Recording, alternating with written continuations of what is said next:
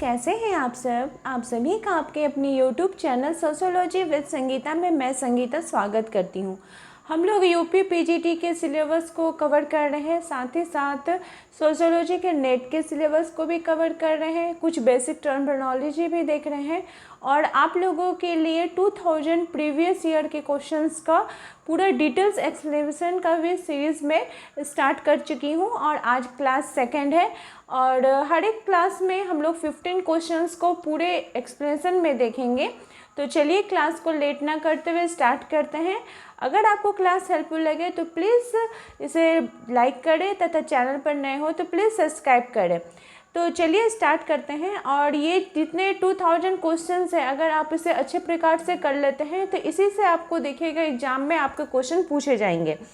तो हमारा आज का जो क्वेश्चन नंबर 16 है वो पूछा जा रहा है कि विस्तृत अर्थ में वैज्ञानिक पद्धति तथ्यों के व्यवस्थित निरीक्षण, वर्गीकरण एवं विश्लेषण में निहित है। यह वक्तव्य वैज्ञानिक पद्धति के बारे में है।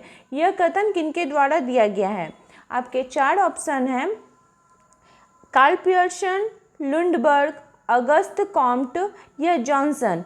तो इस क्वेश्चन का जो सही आंसर है वो हो जाएगा लुंडबर्ग जी के द्वारा बोला गया है कि विस्तृत अर्थ में उन्होंने वैज्ञानिक पद्धति को व्यवस्थित निरीक्षण, वर्गीकरण एवं विश्लेषण में निहित माना है। हमारा क्वेश्चन नंबर 17 पूछा जा रहा है कि विज्ञान का संबंध विषय वस्तु से ना होकर अध्ययन पद्धति से है। यह विचार किनके द्वारा दिया गया है? Stuart change, max weber, Auguste Comte या स्पेंसर महोदय।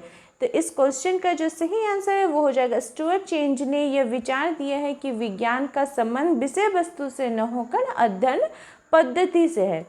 हमारा क्वेश्चन नंबर 18 पूछा जा रहा है कि निम्नलिखित में से कौन समाजशास्त्र के विशेषात्मक संप्रदाय से संबंधित है? आपके ऑप्शन है टॉनिज, स्पेंसर, हॉबहाउस या मैकआइवर एवं पेज। तो इस क्वेश्चन का जो सही आंसर है वो हो जाएगा टॉनिज महोदय ने समाजशास्त्र को विशेषात्मक संप्रदाय, जिसे कि विशिष्टात्मक संप्रदाय भी बोला जाता है। समाजशास्त्र के अंतर्गत 2 प्रकार के आपके संप्रदाय देखने को मिलेंगे, एक विशेषात्मक और एक हो गया समन्वयात्मक। जो विशेषात्मक जो संप्रदाय के समर्थक होते हैं वो समाजशास्त्र को एक स्वतंत्र तथा विशेष विज्ञान मानते हैं और जो समन्वयात्मक संप्रदाय के समर्थक होते हैं वे समाजशास्त्र को एक सामान्य विज्ञान मानते हैं। जैसे कि समन्वयात्मक संप्रदाय के अंतर्गत आपके सोरोकिन महोदय आ जाएंगे। हमारा क्वेश्चन नंबर 19 पूछा जा रहा है कि sociology and analysis of life in modern society, इस पुस्तक के लेखक कौन है? तो इस क्वेश्चन का जो सही आंसर है वो हो जाएगा, यह पुस्तक लिखी गई है आपके A.W. ग्रीन महोदय जी के द्वारा 1972 में। इन्होंने इस पुस्तक की रचना की थी। हमारा क्वेश्चन नंबर 20 पूछा जा रहा है कि समुदाय के विषय में कौन सी विशेषता सही नहीं है? तो यह व्यक्तियों का एक समूह है, यह सामुदायिक भावना परिलक्षित करता है, इसमें सदस्यता अनिवार्य होती है, यह विशिष्ट आवश्यकता पूर्ति के लिए गठित होता है। तो इस क्वेश्चन का जो सही आंसर है वो हो जाएगा आपका, यह विशिष्ट आवश्यकता पूर्ति के लिए गठित होती है। समुदाय शब्द का प्रयोग सामाजिक साहचर्य के एक ऐसे रूप में किया जाता है जिसके सदस्य एक निश्चित भौगोलिक क्षेत्र में रहते हैं, उनमें पारस्परिकत्व, एकत्व की भावना पाई जाती है, यानी हम की भावना पाई जाती है, वे अंतर पारस्परिकता के संबंध से जुड़े होते हैं, वे अपने संस्कृति को साझा करते हैं और उनकी जो क्रियाकलाप होती हैं, उनकी जो विशेषता होती है वो एक संगठित विशेषता के अंतर्गत आती है। हमारा क्वेश्चन नंबर 21 पूछा जा रहा है कि लघु समुदाय की अवधारणा विकसित की गई। किनके द्वारा लघु समुदाय की बात की गई है? रॉबर्ट वीरस्टीट जी के द्वारा, रॉबर्ट रेडफील्ड जी के द्वारा, मैकआइवर तथा पेज जी के द्वारा या A.W. ग्रीन जी के द्वारा। तो इस क्वेश्चन का जो सही आंसर है वो हो जाएगा रॉबर्ट रेडफील्ड जी के द्वारा लघु समुदाय की अवधारणा दी गई है। उन्होंने ये जो अवधारणा है उसे विकसित किया है। उनके अनुसार ये एक ऐसा समुदाय है जो आकार की दृष्टि से छोटा किंतु सामाजिक जीवन की दृष्टि से विशिष्ट होता है, समरूपता लिए होता है और उनके बीच आत्मनिर्भरता जैसी जो विशेष गुण है वे पाए जाती हैं, जिससे कि क्या होता है कि उनको एक अलग समाज से अलग किया जाता है, यानी समाज के अंतर्गत भी, समुदाय के अंतर्गत भी एक समुदाय पाए जाते हैं और इसमें प्राय साझा संस्कृति होती है, उनकी अपनी साझा चेतनाएं होती है, सामूहिक चेतनाएं निहित होती हैं। हमारा क्वेश्चन नंबर 22 पूछा जा रहा है कि समुदाय शब्द इस भाषा के 2 शब्दों से मिलकर बना है, ग्रीक, फ्रेंच, लैटिन। तो इस क्वेश्चन का जो सही आंसर है वो हो जाएगा समुदाय शब्द लैटिन भाषा के शब्द कम्युनिटी से बना है, यानी कम प्लस म्यूनिस शब्दों से मिला है। कम का अर्थ होता है टुगेदर तथा म्यूनिस का अर्थ होता है सर्विंग अर्थात सेवा करना। इस प्रकार हम कह सकते हैं समुदाय का अर्थ है एक साथ मिलकर सेवा करना, और ये किस शब्द से मिलकर बना है, तो ये आपका लैटिन शब्द से बना है। हमारा क्वेश्चन नंबर 23 पूछा जा रहा है कि द कम्युनिटी ऑफ कम्युनिटीज पुस्तक के लेखक कौन है। तो इस पुस्तक के लेखक है राधा कमल मुखर्जी जी। इन्होंने इस पुस्तक की रचना 1966 में की थी। बहुत ही इंपॉर्टेंट बुक है, आप लोग इसे नोट डाउन करके रखिए। हमारा क्वेश्चन नंबर 24 पूछा जा रहा है कि निम्नलिखित में से कौन सी विशेषता लघु समुदाय की नहीं है।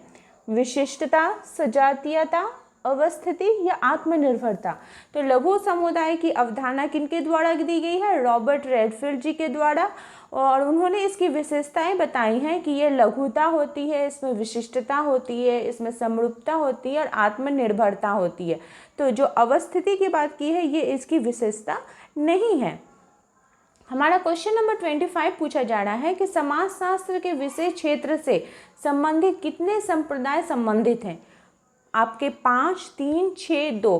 तो समाजशास्त्र के विषय क्षेत्र से अगर बात की जाए तो 2 रूप में पाए जाते हैं। जैसे कि मैंने आपको अभी बताया कि वे 2 रूप कौन कौन से हैं। विशेषात्मक संप्रदाय, जिसे कि स्वरूपात्मक भी बोला जाता है, विशिष्टात्मक भी बोला जाता है, और दूसरा हो गया समन्वयात्मक संप्रदाय, यानी सांसारिक संप्रदाय भी इसे बोला जाता है। हमारा क्वेश्चन नंबर 26 पूछा जा रहा है कि किसने समाजशास्त्र और मानव शास्त्र को जुड़वा बहनें कहा है।